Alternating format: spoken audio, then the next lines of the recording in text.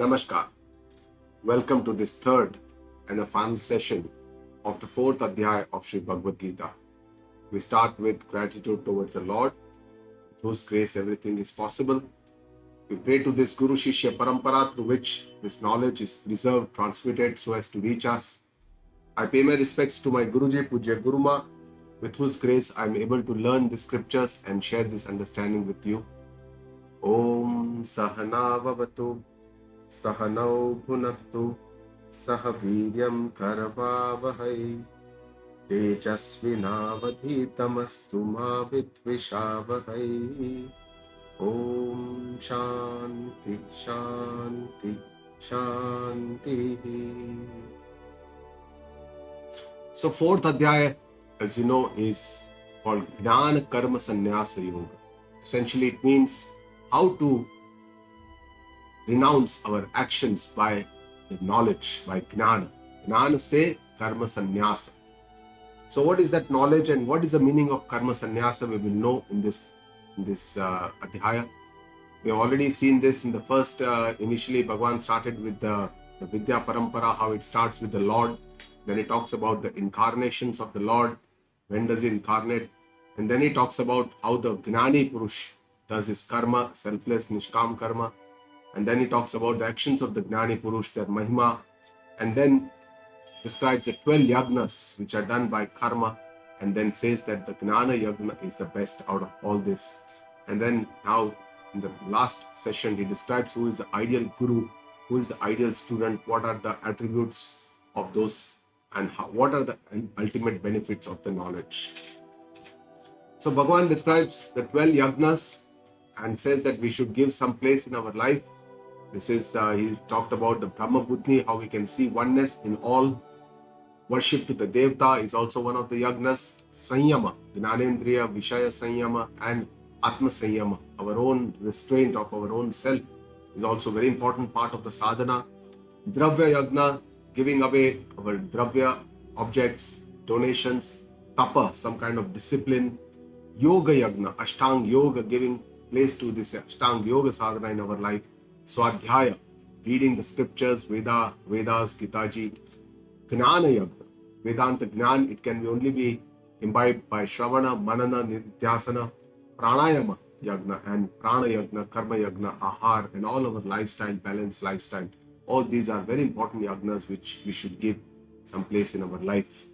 And then Bhagavan says, Evam Bahuvidha Yagna Vitata Brahmano Mukhe Karma Jan Vidhitan Sarvan Evam Gnatva Vimokshase. He says all these yagnas are performed with karma, with actions. He says like these, described all these other yagnas, many other yagnas have been done, described in the Vedas, and know that all these yagnas can only be accomplished by karma. Karma in the sense of our Shastra is not just physical action. Again, to remind, it is our words, our thoughts, and our actions. Everything is a kaik, vachik, and manasik. All three are karma according to our scriptures. And Bhagavan says, Evam Gnatva Vimokshase. By practicing these yagnas, finally you shall achieve the freedom. The purpose of these yagnas is to do Karma-yoga as nishkam, selfless, and develop Antakarana Shuddhi. And with this Antakarana Shuddhi, only that we can achieve or attain the Atma Gnana, the highest goal of our self, our human life. And this is only possible by practicing. We have to start from the Karma-yoga. And one of the aspects of Karma-yoga, Bhagavan says, is Yagna Buddhi. We must practice our Karma-yoga as a Yagna Buddhi and give place to all these restraint, Sanyama in our life. And then in the 33rd shloka, he says that the knowledge yagna is the best out of all these 12 yagnas. Shreyan dravyamayad yagnat gnana yagna parantapa sarvam karma khilam partha gnane parisamapyate. He says, oh Parantapa. Parantapa is addressed to Arjuna, who is so fierce that he can defeat all the other enemies, who gives heat to the enemies. Tapayati, Paran means the others, to all his enemies. Dravya Maya Yagnat. I have already described all the different yagnas, including Dravya Yagna. Bhagavan says, Gnana Yagna Shreyan. Out of all these yagnas that I have described, Gnana Yagna, know that it is the best, it is the highest of all. Why? Bhagavan says Gnana Yagna is the best because Gnana is the ultimate final step towards moksha, towards freedom, and it is a sakshat sadhana, and that's why Gnana is very, very important. Of course, it does not mean that the other sadhana that Bhagavan has described, they are not important. They are also important. They are all the sahayak sadhana. They are all the complementary means to achieve the goal. Ultimately, sadhana like karma, bhakti, ashtanga yoga, all these other sadhanas are also important, but the final step to reach to the next flight of floors, the final step is the Gnana Yagna. We have to go through all the other steps. That means we have to take help of all the other yagnas, all the other sadhanas, but finally it is the Gnana Yagna which is most important. And what happens ultimately, Bhagavan says, Sarvam karma kilam partha. Hey partha, gnane parisamaprate. All the karmas finally end in knowledge. Bhagavan when says all the karmas in Shastriya language, all the karmas means all the sanchita, agami and prarabdha karma. Sanchita karma are the ones which we have accumulated for years together in our balance. So those are the sanchit karma, the ones which are accumulated. The agami karma is the ones which the Jnani Purush is going to do later, which does not bind him. And prarabdha karma are the ones which have already started giving the fruits of action, because of which we have already attained this life, birth, life. We are doing all the karmas. We have a family, we have education, we have all the good things in life because of our prarabdha. Prarabdha means the past karmas which now have fructified and they have now started giving us the fruits of the actions of the past. So all the karmas that we do today, previously, tomorrow, everything is noted in some account. And there is this main, there is a huge super intelligence which maintains all this karma. And that's why we have to be very aware when we do our karma, that we do it responsibly, we do it with awareness, we do it in such a way that it does not bind us. And our pride, our doership feeling, our kartrutva, our aham karomi, I am the doer, that kind of a feeling, this is the feeling kartrutva which binds us to our karmas. That is the cause for bondage. And eventually all the karmas that we do is going to give us the karma phala which we have to endure. All of us need to endure this karma phala. And it is only the knowledge that has the power to release us from this bondage of karma. Knowledge initially is the understanding what Bhagavan is talking about, the Karma-yoga. From karma, how can we go into Karma-yoga so that it will release us from this bondage of karma. We have to continue doing our karma, but with a different attitude, which Bhagavan has already described in detail in the 3rd Adhyaya and even in the 4th Adhyaya. About all the 12 yagnas, he has described that they are all because of the karma. And finally, all the karmas are destroyed in the fire of knowledge, means that all the karmas, because our kartrutva is gone. When we get the knowledge, our aham karta, our kartrutva is destroyed. And that's why those karmas don't bind us. And that's why we can say that all the karmas are destroyed. Karmas are not something physical. They are all very, very sukshma. Those karma, they produce a sanskara, which are all very sukshma. And that's why destroyed doesn't mean some physical destruction. It means almost like, they get evaporated, they get dissolved, they get, vanished by the fire of knowledge. And this is only possible by Gnana Yagna. And that's why Bhagavan says Gnana Yagna is the best. And all the karmas finally end in knowledge. It is only with this understanding that we have to give up our kartrutva, our karma. We continue doing our karma even after knowledge. But our doership, our attachment to karmas is gone after this.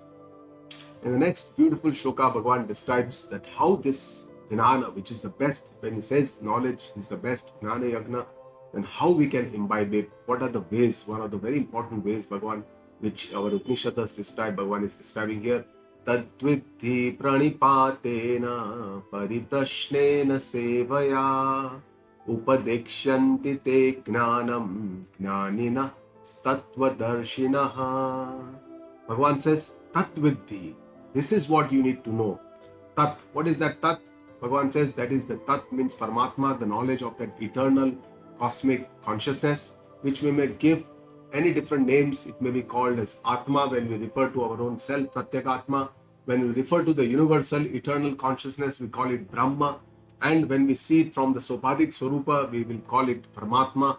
But ultimately, it is the same thing that is what is worth knowing. Bhagavan says that is what is the real knowledge, that is Atma Jnana. And how can it be obtained? Bhagavan says Pranipatena. The first method he describes this by bowing down, by making obeisance, by namaskara, pranam to Guruji. Prashnena, by asking questions to Guruji, right questions, and Sevaya, by doing service to Guruji. And this is the way we can obtain the Atma Gnana. Bhagavan is describing the method that is given in scriptures, in Upanishads, Guru Upasadan. When we have to go close to the Guru to get the Gnana, this is not something that we can get from internet, from Google, or from talking or reading. This is something that we can only get from the learned Guru. And Bhagavan is describing the same thing here, that we have to go to the Guru. In Upanishad, he says, Samita Pani, we have to go like a dry log of wood, like a suki lakdi, so that even when the Guru sparks with the fire knowledge, it actually, the suki lakdi, the dry piece of wood, will get ignited with the fire of knowledge. That is the way we have to go to the Guru to get this gnana. And Bhagavan describes who is this ideal Guru. Upadekshanti te gnanam gnaninas tattva darshinaha. Bhagavan says that Guru, when that Guru is happy with the Shishya, knows that this Shishya is eligible for this Atma Gnana, will give you the knowledge of the self. That, and what is the ideal characteristics? There are two characteristics Bhagavan describes here. One is Tat Gnanina. Gnanina means who is already knowledgeable, who has already attained this knowledge by the Gnana Parampara, Paroksha Gnana, which this person has the good knowledge of the theory. What is this consciousness? What is his eternity? What is his existence? What is the reality behind the existence? All this the Guru knows. And not just they know this knowledge, it is not just Paroksha Gnana, but it is Tattva Darshinaha. That Guru is self-realized. This Tattva has assimilated this Tattva in the life, and that's how the Guru lives the life, and that becomes an Aparoksha, directly realized knowledge, which is Aparoksha, which is practical, which comes in the life of the Guru. So Guru needs to be Gnaninaha Tattva Darshina. Now let us understand each word that Bhagavan is describing. The three means that are important for the seeker, like us, Pranipatana, going down. Why is it important? We must have seen that whenever a Shishya goes close to the Guru, they always first will bow down doing pranama, and then only, they will sit at a lower level than the Guru. Why? What is this purpose? Essentially, this is an obeisance, paying respects, pranam to the Guruji, salutation to the Guruji, and how it must be done. Our Shastra describes that for women, it needs to be a Panchang Namaskar, where the two hands, 2 feet, and the head, they bow down in front of the Guruji. But for the males, it is a Sashtang Namaskar. Sa Ashta Anga means all the 8 Angas. So the 5, 2 hands, 2 feet, and the head, just like females, plus the chest and the feet, entire feet and the chest, and the abdomen must be completely touching the ground. So it is like a laying flat with both the arms together in the front. That is how Sashtang Namaskar is done for the Guruji. And this essentially helps us to accept our own limited knowledge, because we have very limited knowledge of this world, or in our subject of our expertise, we have that kind of a domain knowledge, but we don't know the details or the of the existence, how our scriptures described, and that we have to accept. And this Namaskara is an indication that I accept my limitation. I need this knowledge. Guruji, please give me this knowledge. And this Namaskara or Pranama is not just a physical demonstration of our respect, but it is an inner attitude. And what kind of attitude? It is an attitude of surrender. We have to surrender in front of the Guru, just like Arjuna surrendered to Lord Krishna, though he was his friend. Karpanya dosho pahata swabhav shishyasteham shadimam tvam prapannam. He became a disciple, accepted to be a disciple, surrendered to the Guruji. So that surrender is very important, because we have to break our pride, our ego, that we know so much. We have to understand that we don't know anything on this path, and that's why we need the help of a Guru. And this kind of an attitude, inner attitude, is called Prahavi Bhav. Means there is a lot of respect with a lot of deep humility from within and a surrender from outside.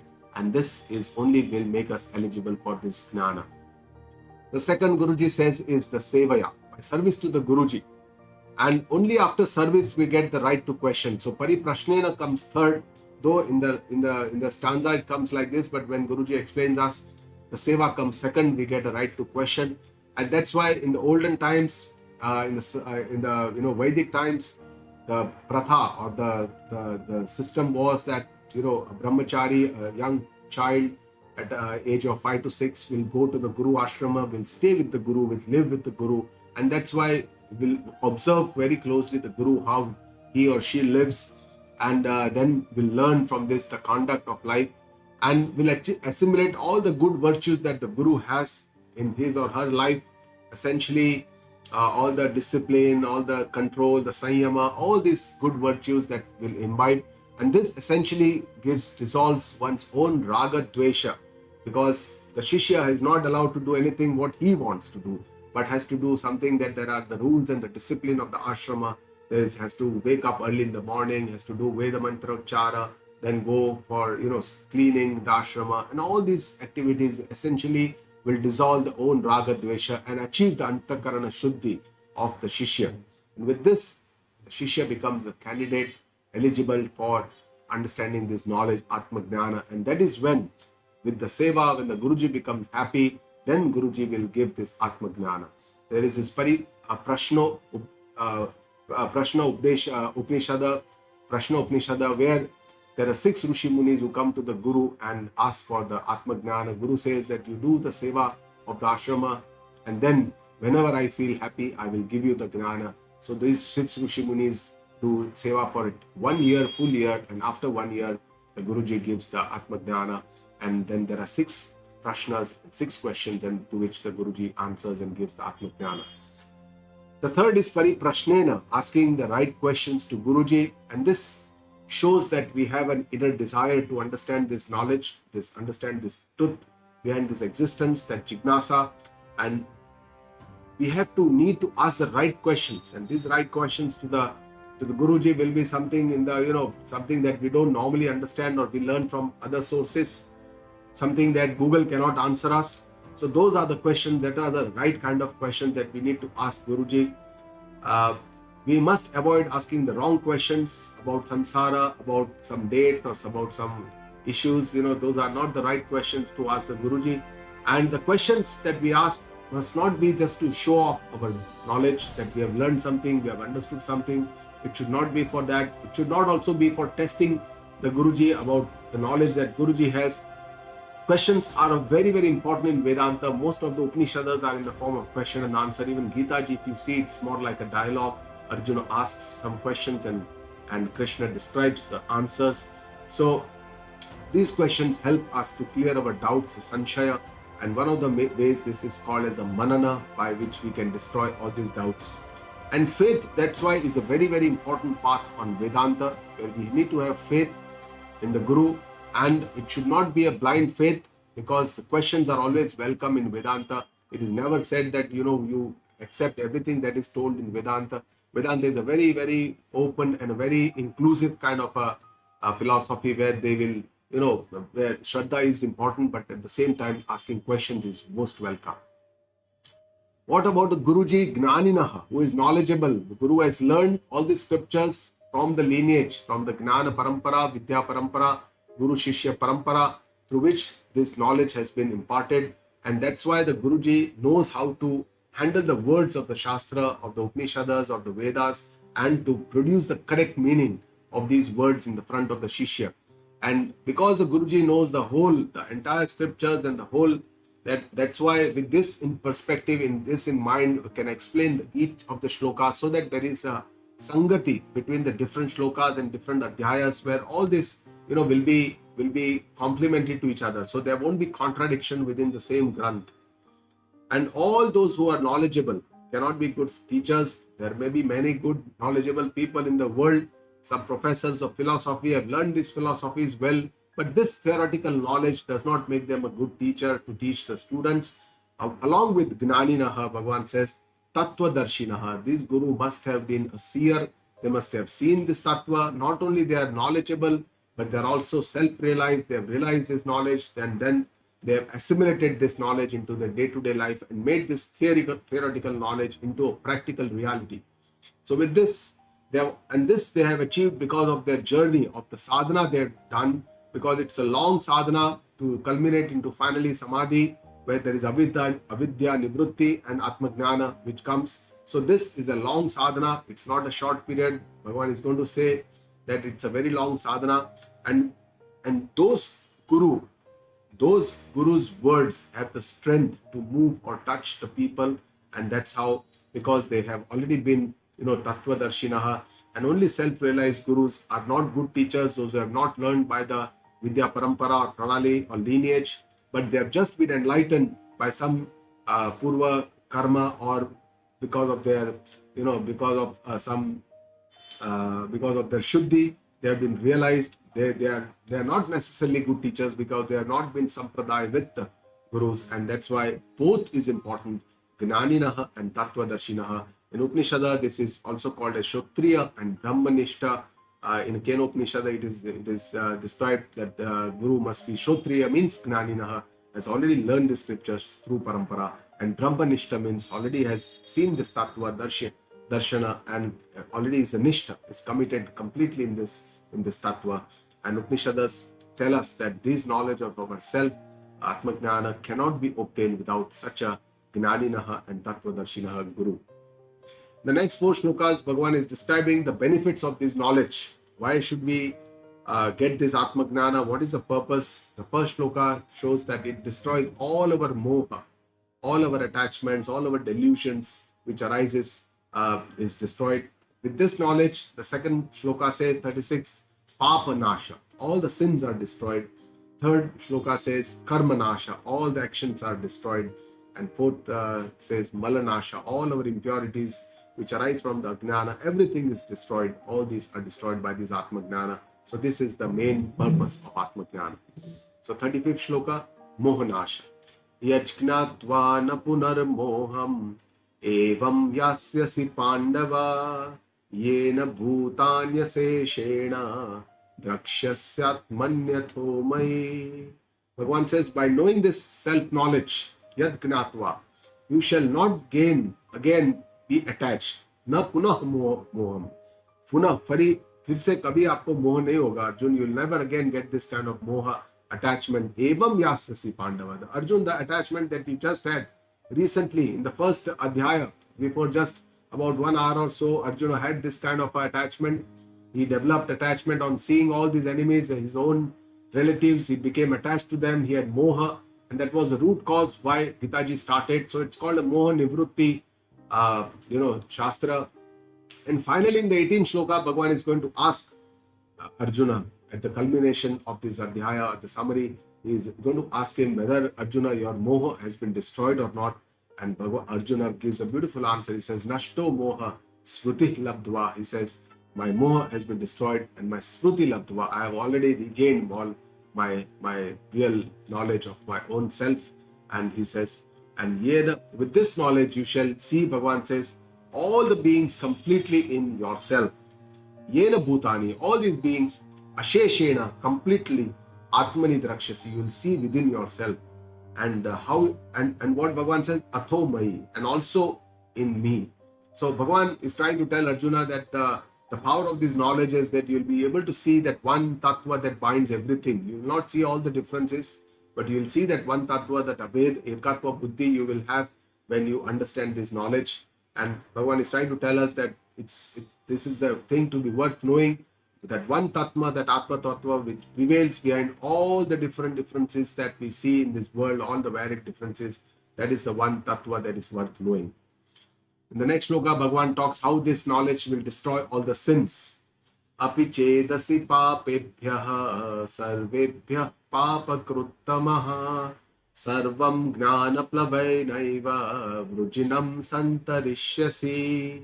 Bhagavan says, even if one is the biggest sinner of all the sinners, papebhyah, of all the sinners, sarvebhyah papakruttamaha, he has done the biggest, he is using the superlative here, kruttamaha, the biggest sinner who has done the biggest papa, even those person, sarvam gnana plavainaiva, with the help of this boat, plavainaiva, with the boat of this knowledge, gnana rupi nauka, he will vrujinam santarishyase, he shall be able to very well swim across this ocean of sins, the sansara sagar, which is, he can swim this across by this gnana.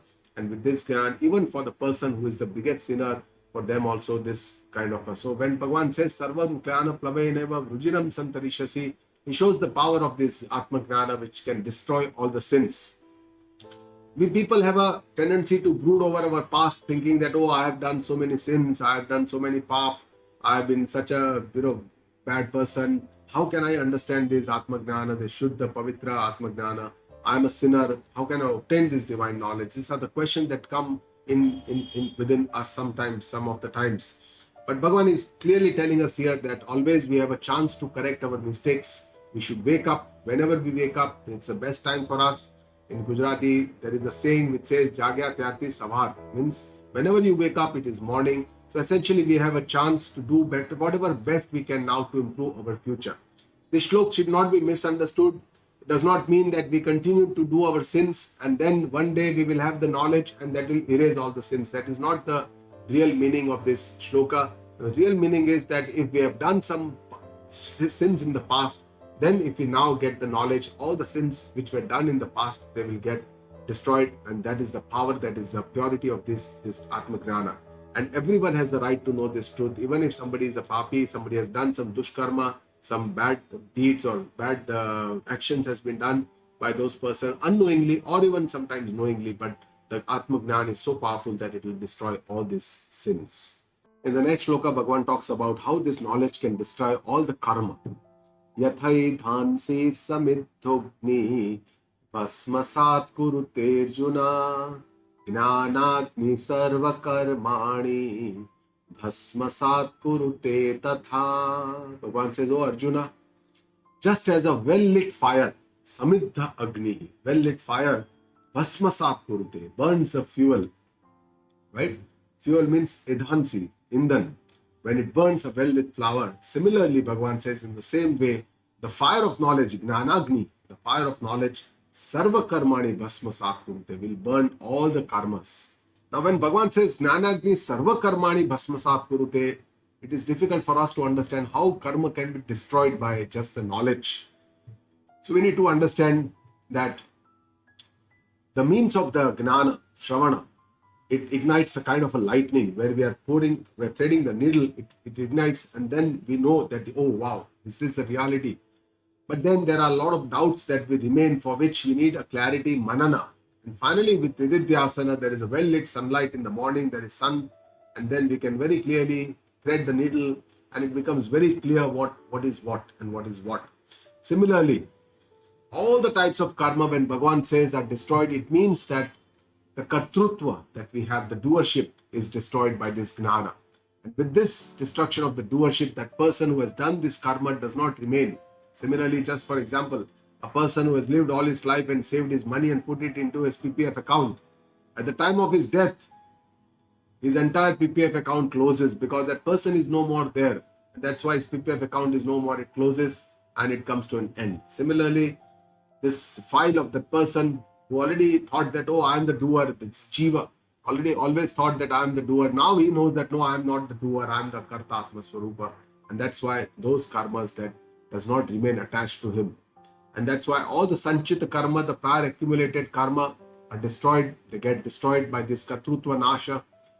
The Prarabdha karma, the ones which have started giving fruits, they also get bhada, they also become illusion. Because then we know that, no new karmas are being created. And the Agami karma, which happens after knowledge, already they are become seedless, they are nirbija, because of this understanding of this Atma Gnana. And that's why Bhagavan tells here that there is no alternative to knowledge to become free from karma and bondage, samsara. Only Gnana is the only way. Gnanagni sarva karmani bhasmasat kurute. It will burn all the karma.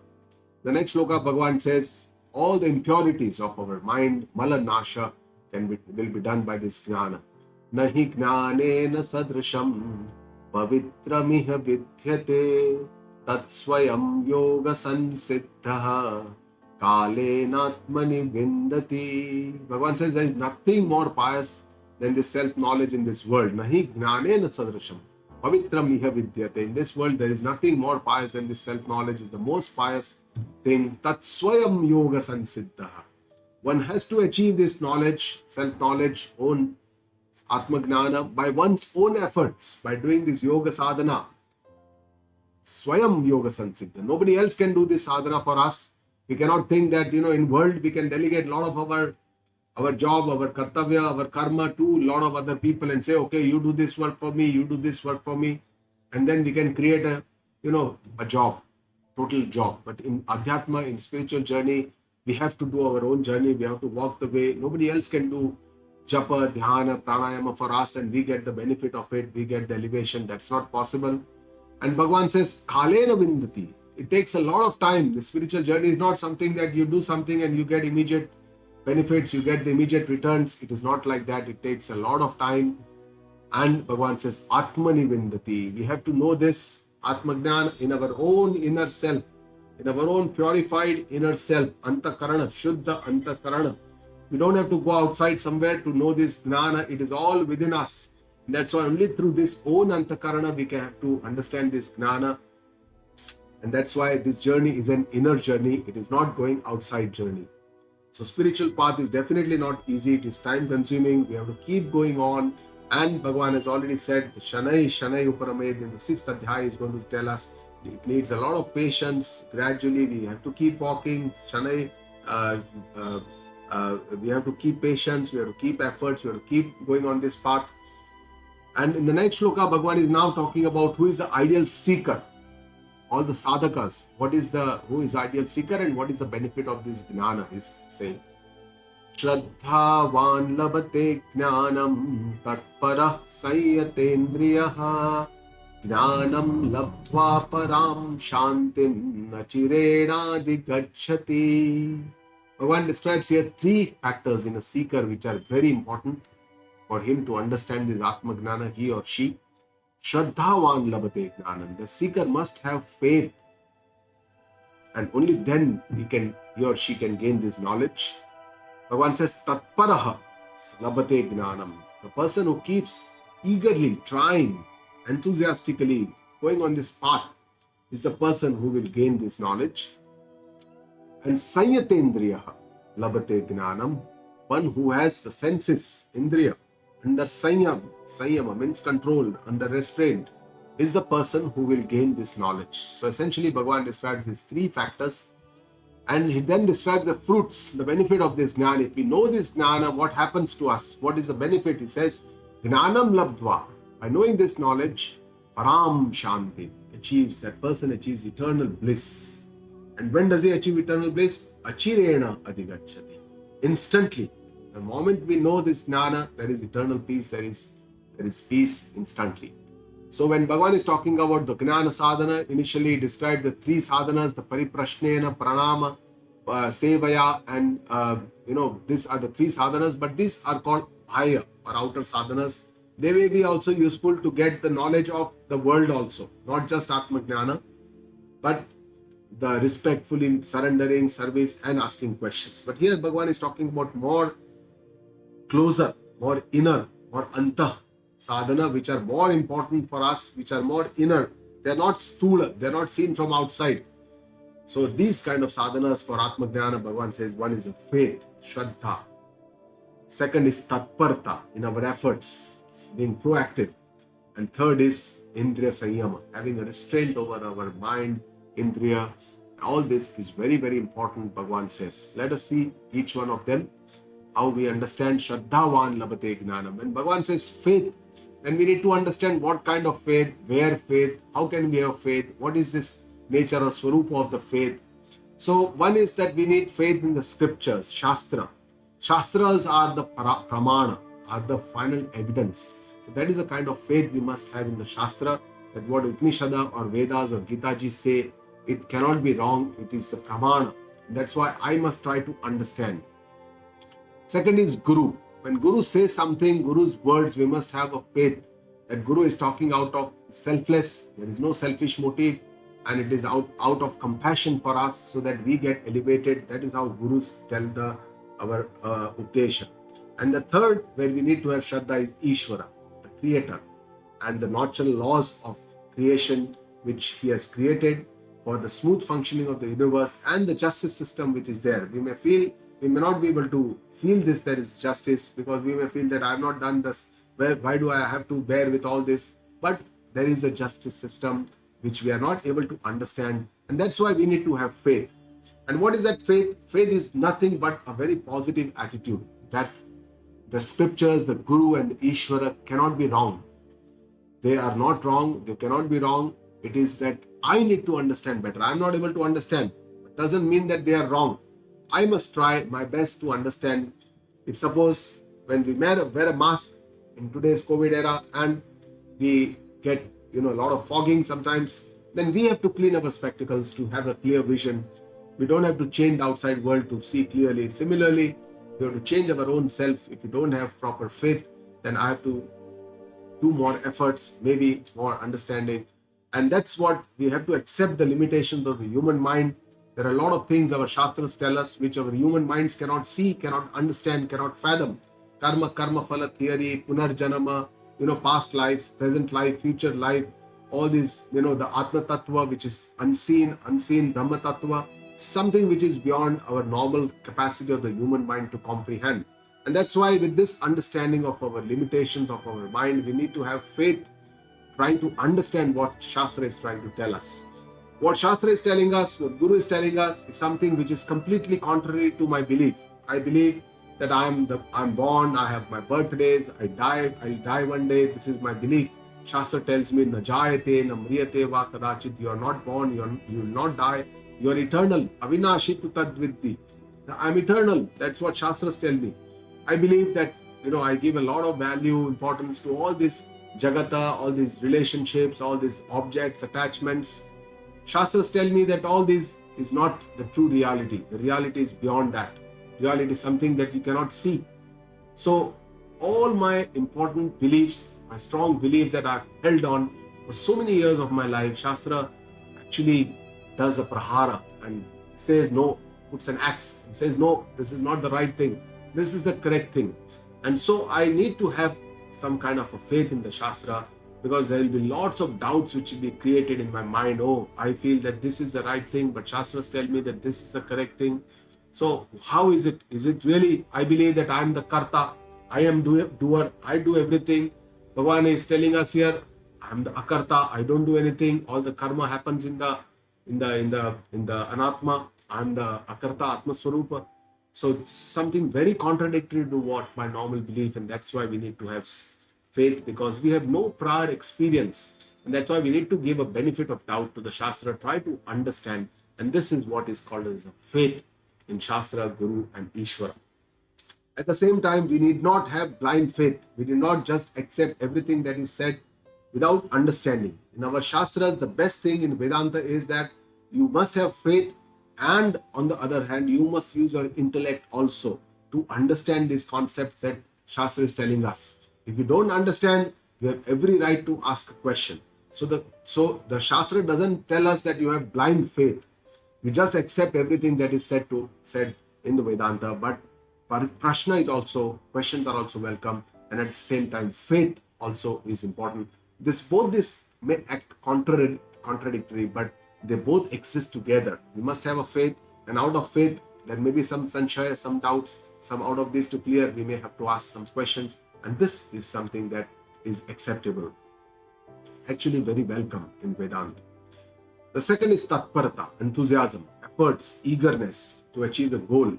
So only faith is not going to work. If we meet a guru and have faith in the guru, in the scriptures and the shastra, and say, Guru, aap mil gaye, abhi mera beda par, mere ko kuch karne ki zarurat nahi hai. This is not the way, because we have to work. It is up to us. Atma Krupa is the most important. We have to actually go on this path that the Guru is going to show us. So self-effort is the most important. We have to walk on the way that Guruji tells us to walk. And in Tatparata, the two things that are important, one is the clarity of the goal. What is the goal? Where do I have to reach? Without understanding the destination, we cannot embark on the journey. We have to go somewhere in a flight, in a train. We first decide what is the, or we ask a Uber. First, it will ask us, what is your destination? So we have to know the goal. What is our goal? It is very important. That spashtata, what do I want? What scriptures tell me? What is the ultimate goal of the human life? Understanding that is important. And the next is our commitment. All our actions towards the goal. That becomes the first priority. Everything else becomes the next priority. Intense desire to know the truth. Tivra jignasa, dhrad jignasa, to reach the goal is very, very essential. That's what will keep us eager and enthusiastic, tatpara.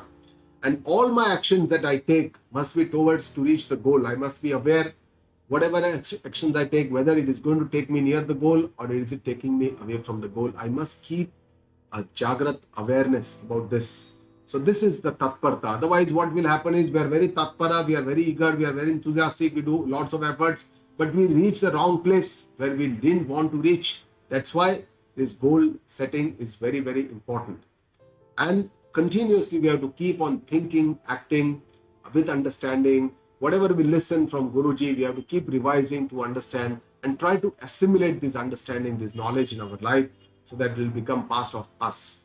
And our habit of postponing, acha theek hai Gita ji, after retirement I will understand, oh this is not important right now, shastras bahut sare, abhi mere paas time nahi hai, bahut sara priority hai, lot of work I have, I'm very busy, I don't have time. We keep postponing, but actually this is something which is very important, and that's why the time management is a crucial part of the sadhana. Whatever time we have, the spare time, we should try and utilize for understanding the scriptures. We, in our busy, all of us are busy, we all have a busy schedule, but we'll have some amount of time, or we'll have to find that time, at least an hour in the morning, at least an hour in the evening, or before we go to bed. That is the time at least we can devote to the understanding, learning of the scriptures, and that is what will help us definitely along the long way. Sanyatendriya, the third is Indriya Sanyama, the sense control. Bhagavan has already talked about this, which is very, very important. Otherwise, life will be wasted, because Indriya are so chanchala, man is so chanchala, they are all bahirmukha, they all go out into Vishaya, into the objects of the world, and they give us kind of a, some kind of a temporary happiness. All these, and in this worldly afflictions, attachments, we will not be doing what needs to be done to understand this jnana. And this, essentially, this objects will give us a kind of a very transient kind of a happiness, people, relationships, all this, our success, our possessions, all this. But ultimately, life is like a snake ladder game, and it will keep rising and falling. And that's why we need to keep Indriya Sanyam as very, very important part, restraint. And then Bhagavan has already said, Yada samharate chayam, just like a turtle withdraws all the limbs, we have to withdraw. That is the, kind of a vairagya that we must have with a proper understanding of the worldly, values. And where do we have to put this? We have to put and surrender to the Lord. Param drashtva nivartate. We have to become antarmukha, go deep within. And this requires constant abhyasa, study. And this needs a lot of awareness. So only with this awareness, with this abhyasa, with vairagya, with this understanding, with the Indriya Sanyama, we can embark on this journey. Jnanam labdhva param shantim. Bhagavan says, by knowing this, we achieve instant bliss. And everybody wants happiness and peace. But we keep looking for this peace outside. We think that these objects is going to give us happiness, which is very, very transient. The Bhagavan is talking about here param shanti, eternal peace, which doesn't come and go, which is there constantly. And it is not dependent, this kind of shanti, not on any person, anything, any object, any situation, anything outside. It is just our own. It is maintained even in the outside noise or outside commotion. We can be in complete peace with ourselves. And this kind of bliss, eternal bliss that Bhagavan is talking, param shanti, is nothing but our own nature, our own self, Atma, our own, Ananda Swarupa of the Atma. Atma is called the Sat, Chit, and the Ananda Swarupa. Sat is the existence, Asti. Chit is the Gnana Swarupa, the knower. And third is Ananda Swarupa, that is the eternal bliss, our own self. And that is what we need to understand. So this allows us to live and be happy completely without any dependence on the outside world, in the now, and be happy. And after this knowledge, when do we get this eternal peace? Bhagavan says, Achirena adhigacchati. It is immediately, the moment we understand this, that our Swarupa is like this, we attain this eternal bliss. Coming to the 40th shloka, Bhagavan tells us who is the anadhikari, who is not eligible for this Atma Jnana, the person who keeps doubting, the doubting mind. Agnyascha shraddadhanascha sanshayatma vinashyati nayam lokosti na paro na sukham sanshayatmanaha. Bhagavan says Agnya. Agnya means Agnani, one who is ignorant. Ashraddadhan, one who has no faith, one who has ashraddha. And Sanchayatma, One who keeps doubting gets destroyed. Vinashyati. Vinashyati does not mean that he gets physically destroyed, because here these are all very sukshma things. Bhagavan is talking sukshma. Vinashyati, destroyed, means he gets destroyed from the goal of his life. He is not able to achieve the ultimate goal of the life. Na sukham sanshayatmana. The person who keeps doubting constantly, sanshayatmanaha, constantly keeps doubting, never becomes happy. Na sukham. He doesn't get any happiness because he always doubts. Whatever good things happen, he keeps doubting the other people. Na ayam lokaha, not in neither in this world, na asti paraha, neither in the other world, because he's unhappy here and he doesn't do good actions here, so he doesn't get a better life after his next birth. So doubts, sanshaya, once in a while, which comes from faith, shraddha, is most welcome. But Bhagavan is saying here, one should not become a sanshayatma, means a habit of doubting constantly without shraddha, based on ashraddha. If one keeps doubting, that is something that person will not obtain Atma Jnana. And now coming to the end of the Adhyaya, Bhagavan is now describing what are the benefits of this self-knowledge and how with the Gnana, Karma, Sannyasa we can achieve. Yoga Sannyasta Karmanam Gnana Sanchinna Sanshayam Atmavantam Na Karmani Nibadnanti Dhananjaya. Bhagavan says, Yoga Sannyasta Karmanam, one who has renounced all the karmas by this knowledge, by this yoga, Jnana Yoga. Bhagavan is talking about the Jnana of our Akarta, Atma Swarupa. Once we have known this, by knowing this, we have renounced all the karmas, because all the karmas, they fall apart. There is no Kartrutva. We are Akarta Swarupa. Jnana Sanchinna Sanshayam. All the doubts have been destroyed. Sanchinna, destroyed by this Atma Jnana, by this knowledge. So sanshaya are also sukshma. They cannot be destroyed physically, though they get evaporated, they get dissolved. Atmavantam, the person who has already realized his own self. Atmavan is a person who is self-realized. Atmavantam is a plural of Atmavan. So all those people who have been realized, na karmani nibadnanti, he Dhananjaya, O Arjuna, those people do not get bound to their karma only because they have known their Atma Jnana, they have known their true nature. It's only because of this knowledge that we can get a karma sannyasa. So ultimately, from Karma-yoga, from pravrutti, we have to go to nivrutti, the Gnana-yoga. And with this Gnana-yoga, all our karmas also get nivrutta, karma sannyasa. That means they don't remain attached to us.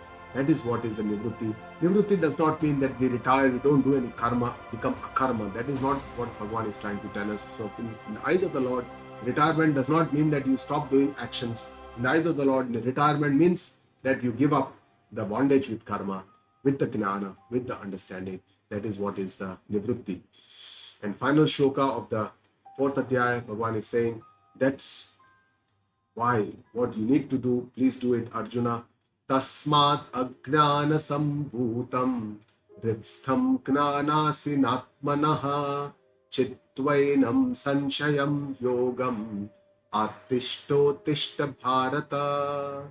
Bhagavan says, Tasmat ajnana sambhutam ritstham. Therefore, the ignorance, ajnana, which is there in your ritstham, in your heart, means in your inner self, the mind, intellect, antakarana, which is the root cause of all the sanshaya and all the other problems.